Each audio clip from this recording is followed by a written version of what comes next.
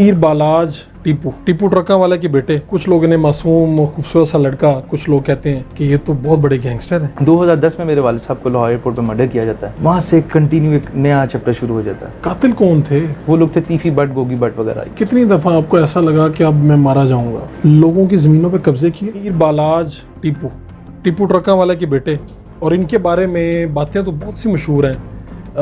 कुछ लोग इन्हें किस हवाले से जानते हैं? कुछ लोग इन्हें मासूम खूबसूरत सा लड़का, कुछ लोग कहते हैं कि ये तो बहुत बड़े गैंगस्टर हैं, बदमाश हैं। इनकी ज़िंदगी की कहानी क्या है वो इन्हीं की ज़ुबानी जानते हैं। फिर भाई सबसे पहले तो मेरा पहला इंटरव्यू है, और मैं बड़ी मजबूरी की हालत में बड़ा तंग आके आपको आज इंटरव्यू दे रहा हूँ। मैं बाहर पड़ा था 2010 में। 2006-07 से हम लोग बाहर थे, और मैं अपनी स्टडीज़ कंप्लीट कर रहा था, जिस पे 2010 में आके मुझे पता लगता है कि मेरे वालिद साहब को अपने टीवी पे देखते हैं हम लोग, मगरिब का टाइम होता है, कि वालिद साहब पे अटैक हो गया लाहौर एयरपोर्ट पे, जहाँ से हमारी ज़िंदगी का टोटली चेंज आता है। जिस पे बालाज, जिसको आप सब लोग जिस तरह कहते हैं, सुनता हूँ मैं भी और हैरान होता हूँ कि यार लोग कैसे कैसे बातें करते हैं। वो मेरी ज़िंदगी का एक लाइफ चेंजिंग पॉइंट होता है। खबर मिली तो फिर क्या किया, क्या सोचा और क्या हुआ? खबर मिली, सबसे पहले तो इट वॉज लाइक दुनिया ख़त्म हो गई थी हमारे लिए। और फिर सडनली मुझे पाकिस्तान आना पड़ा वापस फैमिली के साथ। जब फैमिली के साथ वापस आए तो उसके बाद चूँकि ट्रांसपोर्ट का हमारा कारोबार था दादा के टाइम से, परदादा के टाइम से, इंडिया पाकिस्तान टाइम से पहले भी ट्रांसपोर्टर्स थे, उसके बाद से आज तक हम ट्रांसपोर्टर्स ही हैं। क्या कभी आपने ये सोचा था कि ऐसे में आप वापस आएंगे तो जब आप इस गद्दी पे बैठेंगे तो लोग आपको दुश्मनदार तो कहेंगे, सिक्योरिटी तो रखनी पड़ेगी? तो सबसे पहले एक तो गद्दी नहीं थी, ये उनकी अपनी बनाई हुई चीज़, ये गद्दी नहीं थी। वो एक बिजनेसमैन थे जिसको लेके चल रहे थे। अच्छे बुरे ज़िंदगी में टाइम आते हैं, वो भी देख रहे थे। उनके वालिद मर्डर हुए थे, वो अपने वालिद का कत्ल देख रहे थे, वालिद के दोस्तों का। फिर मेरे वालिद पे अपने 4 अटैक्स हुए थे टोटल, जिसमें आखिरी अटैक में वो दुनिया से चले गए। आपके पास क्या ऑप्शन थे? आप वापस आए, क्या किया, कहाँ से आगाज़ किया? कौन लोग आपके इर्द गिर्द जमा हो गए? सबसे पहले तो मेरे पास एक ऑप्शन थी कि हमारी फैमिली के पास हम यहाँ से सब कुछ ख़त्म करते, बेच के सब कुछ बाहर चले जाते। सोचा आपने? इस चीज़ पे सोचा गया था, लेकिन इतना बड़ा सिस्टम था यहाँ से लेके ट्रांसपोर्ट का कारोबार, एक पुराना दादा परदादा के टाइम से उसे छोड़ के यहाँ से वापस जाना, एक चीज़ को ख़त्म करना, प्रॉपर्टीज़ ख़त्म करना, या जो इतनी हमारी शुरू से हैं अबाई चीज़ें, उनको कैसे जाया जा सकता है। उसकी वजह से फिर हम लोग इस नतीजे पे पहुँचे थे बड़े सारे कि बेटा आप कारोबार करो, ना दुश्मनी में देखो, ना कुछ करो।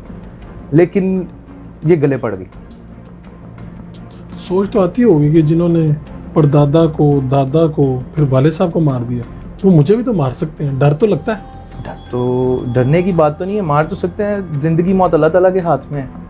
लेकिन कोशिश उन्होंने की, जैसे मेरे दादा को मर्डर के बाद मेरे बाबा को किया, बाबा के बाद मेरे पे एक अटैक, यानी जो लास्ट टाइम कौन किया, वहीद और वहीदियाँ को बुलाया मुझे मारने के लिए। तो कोशिश तो की, लेकिन कोशिश के साथ साथ शुरू से प्रेशराइज भी बहुत किया गया हमें, क्योंकि हम लोग शुरू से एक कानून का सहारा ले लें। तो क्या कहते थे आप? फैमिली जो थी सारी, एक तो बैकग्राउंड था, फैमिली कल्चर हमारा पहलवानी से बिलोंग करते थे, दूसरा कुछ सारे पढ़े लिखे भी थे जो वो अपना कर रहे थे सारे, तो सब कारोबारी थे। तो लड़ाई झगड़े से हर बंदा भागता था। हम लोग इसलिए कानून की आड़ में लगे, कानून से सहारा लेते रहे कि कानून हमें इंसाफ दे। 2010 जनवरी आपके वालिद टीपू ट्रका वाले को एयरपोर्ट पे कत्ल कर दिया जाता जी। कातिल कौन थे? पकड़े भी गए, सजा भी हुई, आखिर कातिल कौन थे? सर कातिल लाहौर के मरूफ पुराने एक गुंडे, जिन्हें आप कह लें कब्जा गुप्त। पता किया जाए कि 28 सालों में कैसे बने, ठीक है, कहाँ से पैसा है उनके पास। वो लोग थे तीफी भट्ट, गोगी भट्ट वगैरह, ये सारी कम्युनिटी ग्रुप। तो कैसे ये कत्ल कैसे हुआ, प्लान कैसे हुआ, और एयरपोर्ट जैसी हसास जगह पे ये सारा कुछ कैसे मुमकिन हो?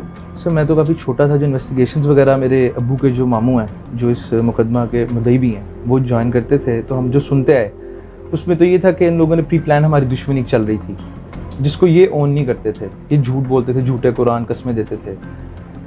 एयरपोर्ट जैसी जगह पे भी आकर इन्होंने अबू पे अटैक किया। तो आपके दादा कैसे कत्ल हुए? बिल्ला ट्रका वाले, जो उनको 20वें गोलियां लगी और इधर घर के अंदर ही कत्ल हुए, वो क्या वाकया हुआ था? दादा का वाकया ऐसा हुआ था, कुछ एक टॉप 10 गैंग था, हनीफा बाबा वगैरह, उन्होंने इनकी अम्मा पर, इनके कहने पे मेरे दादा को अपने घर के गेट पे, दादा फजर की नमाज़ पढ़ के बाहर बैठे हुए थे, और हमारा चूँकि आप ट्रांसपोर्ट की जगह जो थी सारी कच्चा रखना पड़ता था, उसको पानी शानी लगवाते थे, तो वहाँ बैठे हुए थे। ये लोग आए, सुबह के टाइम आके मर्डर कर गए। तो आखिर में आप लोगों के साथ, आप लोगों की इतनी दुश्मनी कैसे है? ये जो तीफी और गोगी भट्ट ये ग्रुप है, आखिर में मसला क्या है इसके दरमियान और क्या बात है कि इतने सालों में सुलह नहीं हो सकी? सर हमारी इनसे कोई खासी दुश्मनी थी ना, हम जानती थी हमारी फैमिली, शुरू से अपना काम करते थे, ट्रांसपोर्ट का इशू जो भी था सारे अपने मामला थे, ज़िंदगी में लगे रहते थे। ये सिर्फ एक कहते हैं ना अल्लाह की तरफ से कोई पकड़ में आ गए, कोई ऐसा मामला बना के इन लोगों के, इनको कोई रंज था, इनको कोई एक रिवेंज इनके जेन में था, क्योंकि दादा मेरे उस टाइम के वेल नोन सोर्सेबल आदमी थे और आज भी लोग जानते हैं उनकी वजह से, बिला ट्रक्का वाला की वजह से। तो वो इनके ये कुछ मामला थे ज़िंदगी में, लोगों के डिस्टर्बेंस क्रिएट करते, हर्डल क्रिएट करते थे। तो एक दो दफ़ा ऐसा हुआ दादा मेरे ने इनको मना किया कि यार ऐसे आप लोगों को तंग ना किया करो। इन्होंने रंज दिल में रखा है, लड़ तो सकते नहीं थे फ्रंट पे आके, क्योंकि दादा मेरे वही जैसे बता रहा हूँ सोर्सेबल थे, उनका पुलिस में और ताल्लुकात हर जगह थे, अच्छे ताल्लुकात थे। तो इसलिए उन्होंने फिर हनीफे बाबा जैसे टॉप 10 को यूज़ किया और मेरे दादा को मर्डर करवाया पहले, उससे पहले मेरे वालिद पे अटैक करवाया, फिर उसके बाद मेरे वालिद पे दोबारा 2003 में अवान अदल जैसी जगह पे, जिसे अवान अदल अपना कचहरी भी कहते हैं, वहाँ पर अटैक कराया। 10 बंदे जख्मी हुए, जिसमें 5 शहीद हो गए और 5 बंदों में से एक अबू भी जख्मी हुए। कितनी दफ़ा आपको ऐसा लगा कि अब मैं मारा जाऊंगा, अब मौत बिल्कुल मेरे सर पे आ गई है? लास्ट टाइम जब मुझे ये 2017 में जब मुझे जेल लगे जाया गया था, मेरे पे मुझे डिटेन किया गया था झूठे एक मामला बना के, मेरे पे झूठा एफआईआर का और एक नाजायज़ पिस्टल का, मेरे पास इतने वेपन लाइसेंस्ड, तो मैंने एक पिस्टल का मेरे पर लाइसेंस बना के मुझे डिटेन किया गया और कोट लखपत जेल शिफ्ट किया जा रहा था। ठीक है। तो मुझे टिप थी थोड़ी सी, किसी ने अंदर से मुझे बताया था कि आपको वहाँ पर इसलिए शिफ्ट किया जा रहा है कि आपके बाकी मुखालफिन उस जेल में, जिसमें मेरे वालिद का मर्डर, मेरे दादा के मर्डर, सब उसी जेल में थे। तो वो तो मैंने उस जब मौके पे जब पहुंचा, मेरे एक अजीज़ हैं, अब्बू के कज़न भी हैं, बिलाल यासीन, फूड मिनिस्टर थे उस टाइम, तो मेरे छोटे भाई ने उनको कॉल करके मैंने उसी टाइम बताया कि मुझसे ये मसला, मुझे इस बात की खबर है, तो मुझे मार दिया जाएगा जेल के अंदर। हाँ, मुझे जेल के अंदर प्री प्लान था वो। ठीक है। वो बाकायदा तौर पे प्री प्लान था कि मैं ऑलरेडी जेल से आया हूँ 2 दिन पहले छुट के झूठे मुकदमात में से, फिर मुझे दोबारा उठा के जेल भेजा जा रहा है, क्यों? और कुछ बातें ऐसी थी बीच की, वो मैं क्या आपको बताऊँ। तो एक दफ़ा तो ऐसा भी हुआ कि जब आपने कहा कि मुझे अंदर लेके गए, तो लेके तो तफ्तीश चल रही थी या बातचीत चल रही थी? बिल्कुल। तो एकदम आपको पता चला कि गिरफ्तारी हो गई है? बिल्कुल। वो तो इस तरह था कि एक पुरानी फुटेज फायरिंग की चली टीवी पे, जी न्यूज़ पे, वो भी किसी सहाफ़ी ने चला दी, पुरानी को फुटेज थी किसी खुशी की, उस पर बाकायदा ये किया गया कि बलाज ने फायरिंग की। मुझे एसपी आदिल मेमन साहब थे और एसपी सीआईए तारिक मुस्तफ़ी साहब और सीसी पे लाहौर थे मीन वेंस। ठीक है। इन्होंने मुझे संडे के दिन 2 दिन, बिल्कुल मैं जुम्मे को छूटा था और सैटरडे संडे को मुझे दोबारा बुलाया गया कि आप एसपी ऑफिस आएँ लोअर माल। मैं चला गया वहाँ पर आदिल मेमन साहब मेरे सामने बैठे थे, तारिक मुस्तफ़ी साहब मेरे राइट साइड पे बैठे थे। तो मुझे कहते हैं कि बेटा ऊपर से प्रेशर है, बुलेट प्रूफ गाड़ी इनकी थी, उसमें डाल के मेरे मुंह पे नकाब डाल के, हाथ मुझे उल्टे पीछे बांध के एक जगह ले गए ठोकर पे CTD, वहाँ पर ले जाके मुझे बाकायदा तौर पे प्रेशराइज़ किया गया कि आप सुलह करें, आप क्यों नहीं कर रहे, आप गवर्नमेंट के साथ क्यों नहीं चल रहे, तीफी भट्ट वगैरह ग्रुप के साथ सुलह करें, तीफी भट्ट वगैरह के साथ सुलह करें। और चूँकि वो तीफी भट्ट मेरे वालिद साहब के मर्डर में शहबाज शरीफ साहब की गवर्नमेंट थी पंजाब में, उस दौर में क्लियर हो चुके थे, क्योंकि इनको वो पॉलिटिकली सपोर्ट कर रहे थे। ठीक है। और उनका बाकायदा मेरे वालिद साहब का, आप मुझे ये बताएं कि एयरपोर्ट पर जो वेपन यूज़ हुआ था उसे चेंज कर दिया गया था, और IG हबीबुर रहमान साहब थे, तब तो मैं उनके पास गया इस मामले में, उन्हें भी तब डिस्कस किया कि बताया कि जिस ऐसा, तो मेरा माइक बंद कर दिया गया था। अच्छा, ये वाक़या सुनाएंगे, ये फिर जब आपको लेके गए बख्तरबंद गाड़ी में जी, और वहाँ पे CTD उधर शिफ्ट किया, तो आपको पता चल गया कि मैं गिरफ्तार हो गया? कैसे हुआ? नहीं, तब तक मुझे गिरफ्तार नहीं, मुझे लेके जा रहे थे, मैं उनसे कंटिन्यूसली पूछा था कि यार आप मुझे मेरे साथ ऐसे कैसे बिहेव कर रहे हो, कि मैं कोई दहशतगर्द हूँ, कोई मैं चोर हूँ, कोई मैं डकैत हूँ, मेरे साथ आप क्या कर रहे हो, क्या जवाब आता था? मैं क्रिमिनल हूँ, बस चुप कर जाओ, बस चुप कर जाओ। जो भी थे, मुझे तो उनके चेहरे भी याद नहीं है। लेकिन जब वहाँ पर गया, वहाँ पर जाके बैठा अंदर, एक बड़े अच्छे डिसेंट पुलिस ऑफिसर थे, उन्होंने मुझे बुलाया और एक साथ एक और आए थे, उनके मुझे नाम याद है दोनों को, लेकिन लेता नहीं। उन्होंने मुझे बिठाया, बड़े प्यार से बिठा के मेरे से बातचीत शुरू कर दी, मुझे खाना पूछा कि बेटा खाना खाओगे? मैंने कहा मेरी वालदा से मेरी बात करवा दें, वो परेशान हो रही होंगी कि आप मेरे साथ कर क्या रहे हैं। इतनी देर में मेरे पीछे टेलीविज़न लगा हुआ था, तो मैं उसके ऊपर अपना नाम सुनने लगा, तो मैं पीछे मुड़ के देखा तो बाकायदा तौर पर उस पर आ रहा था, नीचे टिकर चल रहा था और ऊपर न्यूज़ आ रही थी कि बलाज टीपू एक मुकदमे में गिरफ्तार। तो मैंने कहा सर ये क्या है? तो मुझे उनकी लिटरली उनके अल्फाज से, बेटा तो सुलह क्यों नहीं कर लेता? आपको टीवी से पता चला कि मेरी गिरफ्तारी हो गई। तो मैंने कहा सर ये क्या है? कहते हैं बस तुम्हें गिरफ्तार कर लिया और तुम्हें सुबह जेल दोबारा भेज दिया जाएगा। खैर रात मुझे लॉकअप में रखते हैं, लॉकअप में रखने के बाद मुझे सुबह ले जाया जा रहा था और मुझे तब तक कुछ भी नहीं पता होता कि मुझे किस चीज़ में गिरफ्तार किया गया है। मैं कोर्ट में पहुंचता हूँ, छोटे भाई को कॉल करता हूँ, बताता हूँ कि यार इस तरह सामान, तो मुझे कहता है कि तुम्हें डिटेन कर दिया गया। छोटा भाई, मैंने कहा यार वो क्या होता है? कहता है कि यार वो गुंडा एक्ट है कोई, उसमें तुम्हें बंद कर दिया गया, तुम्हारे पे कोई केसेस बना के कि इसको नज़रबंद कर रहे हैं। नज़रबंद करके फिर वही वाला वाक़या जो मैं आपको बता रहा हूँ कि मुझे Kot Lakhpat jail pre plan ले जाया गया, तो जिस पे रात को 1:30 बजे आके मेरे शोर डालने पर और मेरे जो अजीज़ हैं बिलाल यासीन साहब, उनके कहने पर रात को मुझे दोबारा कैंप जेल शिफ्ट किया गया, जबकि मेरे साथ जो दीगर साथी थे उन्हें कैंप ले गए और मुझे कोट लखपत ले गए। तो उस रात अगर आपको पता ना चलता कि आपको ये मारने का प्लान, आपके साथ बात भी ना कर रहा होता। कभी ऐसा भी हुआ जिंदगी में कि आप बिल्कुल मायूस हो गए हो और आपने कहा यार ये क्या हो रहा है, मेरे साथ हो क्या रहा है? मेरे वालिद का जो वेपन एयरपोर्ट पर यूज़ हुआ था वो चेंज कर दिया गया था। ठीक है। जिसको चेंज करने के बाद मुझे पता लगने के बाद मैं अपने हर फॉरम पे मैं गया, हर किसी को जाके मैंने कहा। एट लास्ट मैं पहुंचा, IG हबीबुर रहमान साहब थे, उन्हें मिलने की काफ़ी कोशिश की लेकिन वो ना मिले। और मेरे वालिद साहब के पर्सनली दोस्त भी रहे हुए हों, फिर भी ना मिले। जिसके बाद मैं खुली कचहरी में जाके पेश हुआ। किसकी खुली कचहरी थी? IG हबीबुर रहमान साहब की। पेश हुआ और जाके अंदर बैठ गया उनके रूम, वो एक हॉल सा था अंदर, तो माइक वगैरह लगे हुए थे, वहाँ पर मुझे बैठा दिया गया। सबकी बारी आई, मेरी बारी आई तो मुझे देखने के बाद मेरा माइक बंद कर दिया गया। अच्छा। और मेरे साथ जो दूसरे एक अब्बू के दोस्त थे, उन्होंने कहा गया कि आप सबको जाने दो, फिर अंदर आके हमारे साथ बात करो। सामने इनका ऑफिस भी है कमरे का, IG साहब का बिल्कुल सामने। मुझे अंदर ले जाया गया, मुझे वहाँ ले जाके मैंने उन्हें बताया कि इस ऐसा मेरे वालिद साहब का जो पिस्टल है वो चेंज हो गया, इसकी वजह से जो अब्बू का एक्चुअल मर्डर है जो एयरपोर्ट पे गिरफ्तार हुआ था वो भी खत्म हो जाएगा, वो भी भाग जाएगा, कल को वो भी निकल जाएगा, तो मैं तो फिर हमारी दुश्मनी वहीं की वहीं रह जाएगी और हमें तो इंसाफ नहीं मिलेगा।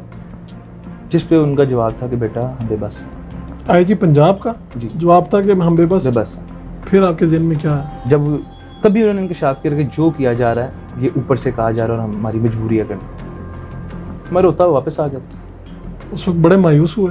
मैंने इस बड़ी तो कोई बात नहीं कि दिल टूट चुका था और बड़ी तकलीफ में था और घर वापस आ गया। क्या आपने या आपके वालिद साहब ने या आपके दादा अबू ने लोगों की ज़मीनों पे कब्जे किए? 1 इंच कब्जा कुछ साबित कर दे।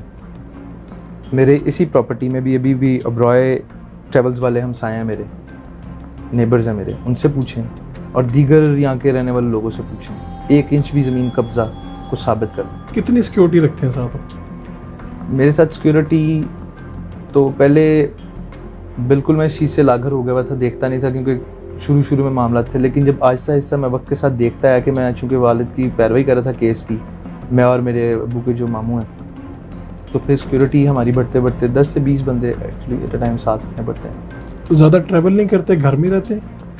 आजकल तो दरबदर हूँ, घर पे नहीं रहते? घर पे नहीं रहता। क्यों? कुछ हालात ऐसे बने हुए हैं कि हमें कब्ज़ा माफिया के लिस्ट में, और दूसरी मायूसी वाली बात ये है जी कि हालात ऐसे बने हुए हैं कि हमें कब्ज़ा माफिया के लिस्ट में, गुंडों की लिस्ट में शामिल किया गया है। कत्ल हमारे हुए, नाइंसाफ़ी हमारे साथ हुई, इंसाफ हमें नहीं मिला और आज हम कब्ज़ा माफिया भी हैं, आज हम बदमाश भी हैं। बदमाश के लफ्ज़ी मायने किसी ने कभी बताएं? बदमाश, जिसका माश बद हो। मुझे मेरा एक तो माश बद बताया जाए, अगर मैं ड्रग पेडलिंग में हूँ, अगर मैं जुआ करवाता हूँ या खेलता हूँ, या उसके बाद अगर मैं कब्ज़ा करता हूँ, मुझे कोई भी इन 3 चीज़ों में से साबित की जाए। अगर सिक्योरिटी तो मेरा एक हक बनता है, ये तो सुन्नत भी, आप सिक्योरिटी अपना खुद आपको सिक्योर करना चाहिए अपने आप को हर तरह से, लेकिन आजकल की जो हमारे आजकल के जितने अफसरान हैं वो इस चीज़ को समझने के लिए तैयार ही नहीं, जबकि जो एक्चुअल कब्ज़ा माफियाज हैं, जो हाउसिंग सोसाइटीज़ के मालिकान बने हुए हैं आज, किसी ने कभी उनको पूछा जाके किसी की इतनी जुर्रत है? अगर आपके अपने बस में हो कि ज़िंदगी इस तरह से गुजारी जाए तो क्या चाहेंगे कि आपकी ज़िंदगी में ना हो दोबारा? मेरे बस में तो सबसे पहले फ़ारूक भाई मैं एक सिंपल सी सादा ज़िंदगी गुजारना चाहूँगा, एक आम इंसान की तरह। मेरा भी दिल करता है मैं मेरे माशाल्लाह 2 छोटे बेटे हैं, उनके साथ घूमूँ, उनके साथ बाहर जाऊँ, बाहर आऊँ। मेरा भी दिल करता है मैं भी जाके किसी और एरिया में सेटल होकर अच्छी लाइफ, बड़े घरों में शाहाना ज़िंदगी गुजारूँ। मेरा कभी भी दिल नहीं करता मैं इस तरह एक जगह पे मेरा भी दिल करता है मेरे बच्चे बाहर जाके पढ़ें, अच्छी स्कूलिंग हासिल करें, लेकिन मजबूरी हालातों की वजह से मैं चाहता हूँ कि ज़िंदगी में अगर कुछ नहीं ना चाहूँगा तो ये दुश्मनी, बाप दादा को वापस तो नहीं ला सकता, लेकिन मैं अपने आने वाले नस्लों को कभी दे के भी नहीं जाऊँगा। तो क्या वो एक हथकड़ी वाला मामला हुआ था, किसी ने फ़ोन किया कि हथकड़ी उल्टी लगाओ, आपको पता चला और आपने, सारा मामला क्या था? वो मामला ये हुआ था कि इसी वाक़े में जब मुझे ले जाया जा रहा था यहाँ से, जो मैंने लास्ट आपको वाक़या बताया कि जिसमें जब मुझे दोबारा से पकड़ के नज़रबंद किया जा रहा था, तो कमरे में खामोशी थी, टेलीफोन पे आवाज़ आती है। आवाज़ में पहचान गया था किसी सीनियर ऑफिसर की थी, लेकिन मैं लेता नहीं क्योंकि उन्हें मैं पहले भी मिला हुआ था, तो आवाज़ में पहचान चुका था। तो बाकायदा तौर पे मुझे उन्हें कहा जाता है कि इसको उल्टी हथकड़ी लगाओ, इसके मुंह पे नकाब डालो और इसको डराओ जितना डर सकता है। उल्टी हथकड़ी क्यों? ये मेरी समझ से बात है। टाइट होती है ज़्यादा? एक हैंडकफ तो ऐसे लगती है और एक शायद पीछे लगाने का मकसद ये था कि मेरी समझ में नहीं आया, अजियत देना या कुछ इस तरह के बाद। बल्कि उसके बाद जब मुझे नज़रबंद किया गया, मेरे पे तब बड़ा, यानी कि उससे कुछ देर पहले भी मैं जेल काट के आ रहा था, जेल का बड़ा बुरा टाइम एक्सपीरियंस काट के आ रहा था, लेकिन जो दूसरी दफ़ा ले जाएगा वो तो बाकायदा तौर पे ऐसे था कि रिवेंज लिया जा रहा। तो जेल में जब थे तो क्या सोचते थे? रात की तन्हाई, अकेले, लाइट भी ऑफ होती थी, क्या सोचते थे? बुक्स पढ़ रहा था उन दिनों में ज़्यादा। मेरी उर्दू काफ़ी इंप्रूव हो गई थी, हालांकि मुझे उर्दू इतनी नहीं पढ़नी आती थी, और अखबार पढ़ता रहता था और बस ये सोचता था कि मैंने किसी का क्या बुरा किया जो मेरे साथ ही कर। तन्हाई का साथी कौन था वहाँ? एक सिक्योरिटी गार्ड मेरे आगे होता था, उसके साथ बस गप्पे लगाता रहता था।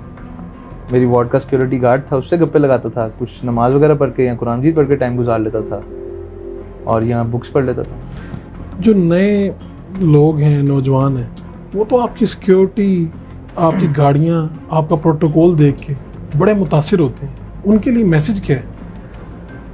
उनके लिए बस एक मैसेज है कि अल्लाह से हिदायत मांगें और ऐसी बेवकूफ़ी में इन चीज़ों को देख के कभी इम्प्रेस मत होना, इन चीज़ों को कभी देख के कोई इम्प्रेस ना हो, ये बड़ी तकलीफ दें। आपने मजबूरी से रखी हुई है सर? बिल्कुल मेरी मजबूरी से।